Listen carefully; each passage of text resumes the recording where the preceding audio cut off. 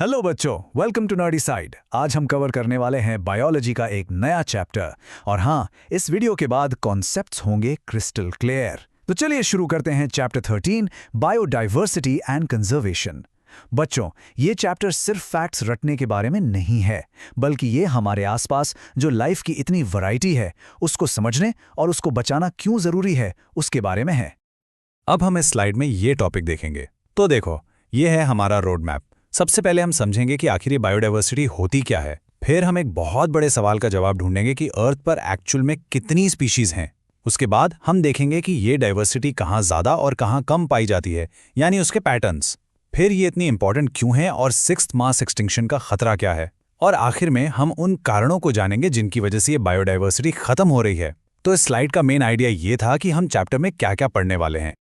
अब हम इस स्लाइड में ये टॉपिक देखेंगे। तो हमारा पहला सेक्शन है व्हाट इज बायोडाइवर्सिटी। चलिए आइए गहराई से जानते हैं कि लाइफ की इस अनोखी वैरायटी का असली मतलब क्या है। तो इस स्लाइड का मेन आइडिया ये था कि हम अब बायोडाइवर्सिटी को समझने जा रहे हैं।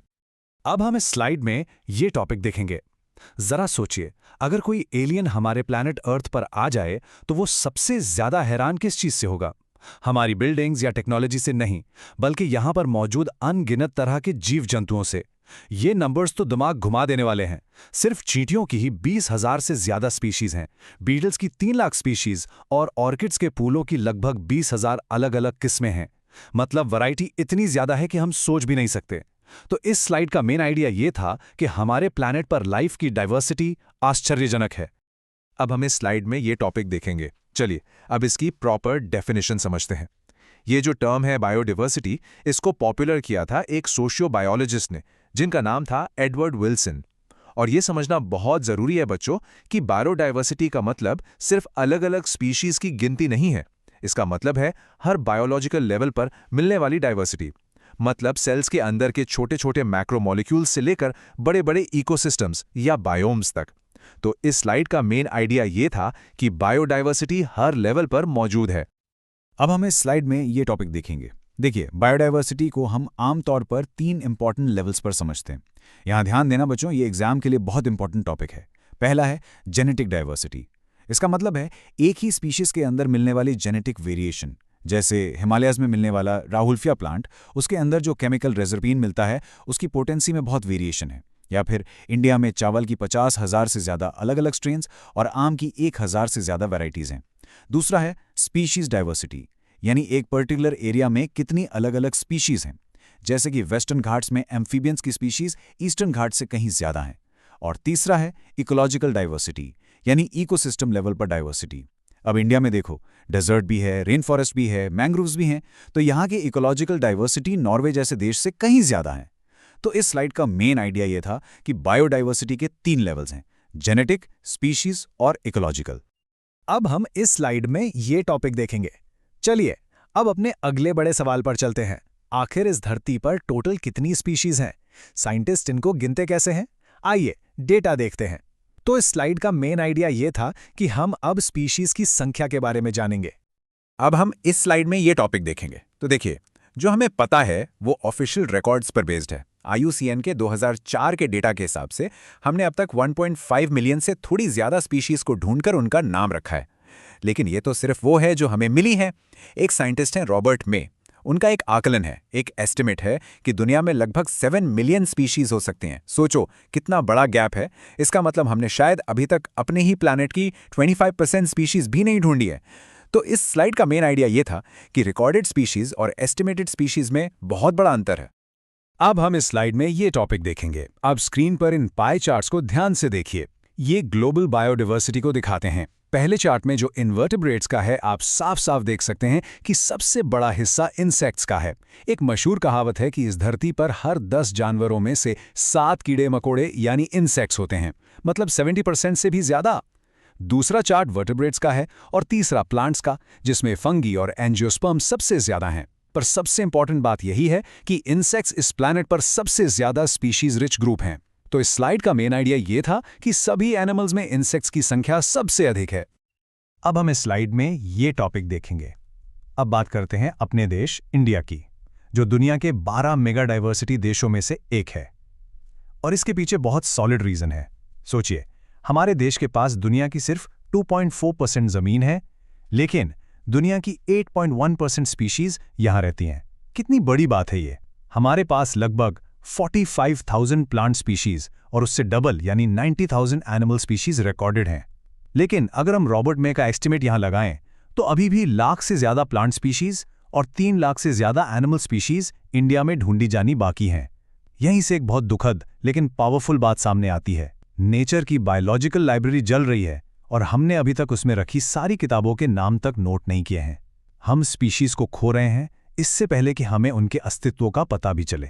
तो इस स्लाइड का मेन आइडिया ये था कि इंडिया एक बायोडायवर्सिटी हॉटस्पॉट है, पर यहां भी बहुत कुछ अनडिस्कवर्ड है। अब हम इस स्लाइड में ये टॉपिक देखेंगे। ओके, अब आगे बढ़ते हैं और बायोडायवर्सिटी के पैटर्न्स को समझते हैं। देखिए, ये जो लाइफ है ये पूरी दुनिया में एक जैसी नहीं फैली हुई। ये कुछ खास जगहों पर ज्यादा है और कुछ साफ पैटर्न्स फॉलो करती है। आइए देखते हैं कहां और क्यों। तो इस स्लाइड का मेन आइडिया ये था कि बायोडायवर्सिटी का डिस्ट्रीब्यूशन यूनिफॉर्म नहीं है। अब हम इस स्लाइड में ये टॉपिक देखेंगे। सबसे जाना माना पैटर्न है लैटिट्यूडनल ग्रेडियंट। आसान भाषा में, जैसे जैसे आप इक्वेटर से पोल्स की तरफ जाते हैं, स्पीशीज डायवर्सिटी कम होती जाती है। स्क्रीन पर यह डेटा इसका एक क्लासिक एग्जाम्पल है और एग्जाम के लिए बहुत इंपॉर्टेंट है। देखिए, कोलंबिया जो इक्वेटर के पास है, वहां लगभग 1400 बर्ड स्पीशीज हैं। अब इसको कंपेयर करो न्यूयॉर्क से, जो 41 डिग्रीज नॉर्थ पर है, वहां सिर्फ 105 हैं। और ऊपर जाओ ग्रीनलैंड तक 71 डिग्रीज नॉर्थ पर, तो सिर्फ 56 रह जाती हैं। पैटर्न बिल्कुल साफ है, बायोडायवर्सिटी इक्वेटर के पास सबसे ज्यादा होती है। तो इस स्लाइड का मेन आइडिया यह था कि इक्वेटर से पोल्स की तरफ जाने पर स्पीशीज डायवर्सिटी घटती है। अब हम इस स्लाइड में ये टॉपिक देखेंगे। एक और इंपॉर्टेंट पैटर्न है स्पीशीज एरिया रिलेशनशिप, जिसे German naturalist Alexander von Humboldt ने ऑब्जर्व किया था। उन्होंने पाया कि जैसे जैसे आप एरिया बढ़ाते जाते हो, स्पीशीज रिचनेस बढ़ती जाती है, लेकिन सिर्फ एक हद तक।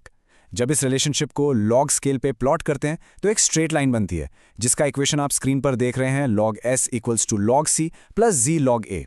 इसमें s है स्पीशीज रिचनेस, a है एरिया, c एक कांस्टेंट है और z जो लाइन की स्लोप है, ये बताता है कि एरिया बढ़ने पर स्पीशीज कितनी तेजी से बढ़ रही हैं। तो इस स्लाइड का मेन आइडिया ये था कि एरिया बढ़ने के साथ स्पीशीज रिचनेस बढ़ती है। अब हम इस स्लाइड में ये टॉपिक देखेंगे तो हमने ये जान लिया कि बायोडायवर्सिटी क्या है और कहाँ ज्यादा है, लेकिन अब सबसे जरूरी सवाल आता है, ये इतनी इंपॉर्टेंट क्यों है? क्या सच में कोई फर्क पड़ता है अगर कुछ स्पीशीज खत्म हो जाएं? आइए इसको समझते हैं। तो इस स्लाइड का मेन आइडिया ये था कि हम बायोडायवर्सिटी के महत्व को समझेंगे। अब हम इस स्लाइड में ये टॉपिक देखेंगे। इस सवाल का जवाब देने के लिए स्टैनफोर्ड के इकोलॉजिस्ट पॉल एरलिच ने एक बहुत ही शानदार एनालॉजी दी, जिसे रिवेट पॉपर हाइपोथेसिस कहते हैं। उन्होंने कहा, सोचो कि एक इकोसिस्टम एक हवाई जहाज एयरप्लेन है और सारी स्पीशीज उसको जोड़कर रखने वाले रिवेट्स, छोटे छोटे कील या बोल्ट हैं। अब अगर हर पैसेंजर एक एक रिवेट निकालकर घर ले जाने लगे, मतलब स्पीशीज खत्म होने लगे, तो शुरू में शायद प्लेन क्रैश ना हो, लेकिन जैसे जैसे ज्यादा रिवेट्स निकलते जाएंगे, प्लेन बहुत कमजोर हो जाएगा। और सबसे जरूरी बात ये मैटर करता है कि कौन सा रिवेट निकाला जा रहा है।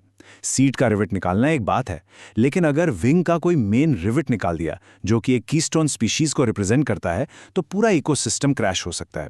तो इस स्लाइड का मेन आइडिया ये था कि हर स्पीशीज इकोसिस्टम के लिए जरूरी है। अब हम इस स्लाइड में ये टॉपिक देखेंगे।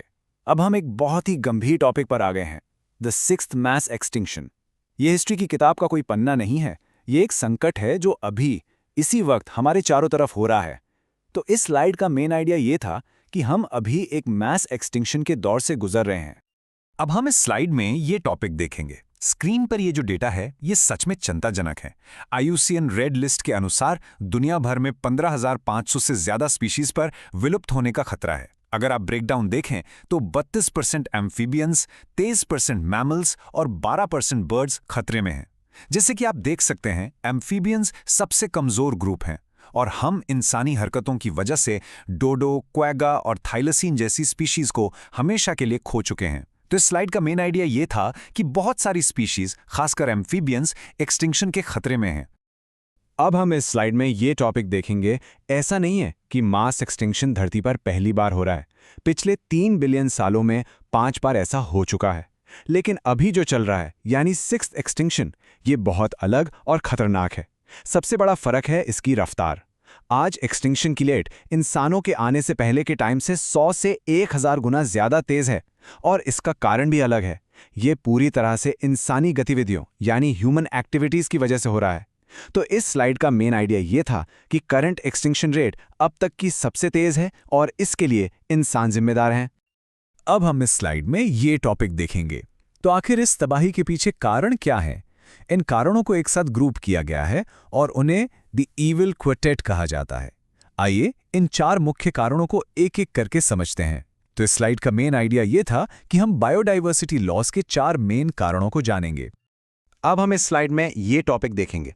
ये रहे वो इविल क्वार्टेट। नंबर 1 और सबसे ज़रूरी कारण है हैबिटेट लॉस एंड फ्रैगमेंटेशन, मतलब जब हम जंगल काट देते हैं या उनके घर तोड़ देते हैं। नंबर 2 है ओवर एक्सप्लॉयटेशन, जब इंसानी लालच की वजह से हम नेचुरल रिसोर्सेज का इतना इस्तेमाल करते हैं कि वो दोबारा बन ही नहीं पाते। नंबर 3 एलियन स्पीशीज इन्वेजन्स, जब कोई बाहरी स्पीशीज आकर लोकल स्पीशीज को ख़त्म कर देती है।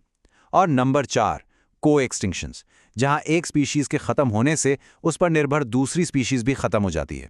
एग्जाम के लिए याद रखिएगा, सबसे इंपॉर्टेंट कारण हैबिटेट लॉस है। तो इस स्लाइड का मेन आइडिया ये था कि ये 4 कारण बायोडाइवर्सिटी लॉस के लिए जिम्मेदार हैं। अब हम इस स्लाइड में ये टॉपिक देखेंगे और हैबिटेट लॉस का सबसे बड़ा एग्जाम्पल है ट्रॉपिकल रेन फॉरेस्ट की तबाही। जरा इन नंबर्स को देखिए। एक जमाना था जब ये प्लैनेट के फेफड़े धरती की 14% जमीन पर फैले हुए थे। आज ये नंबर घटकर सिर्फ 6% रह गया है। हम इन अनमोल इकोसिस्टम्स का आधे से ज्यादा हिस्सा खो चुके हैं और ये अभी भी तेजी से खत्म हो रहे हैं। तो इस स्लाइड का मेन आइडिया ये था कि हैबिटेट लॉस का सबसे बड़ा एग्जाम्पल ट्रॉपिकल रेन फॉरेस्ट का नष्ट होना है। अब हम इस स्लाइड में ये टॉपिक देखेंगे।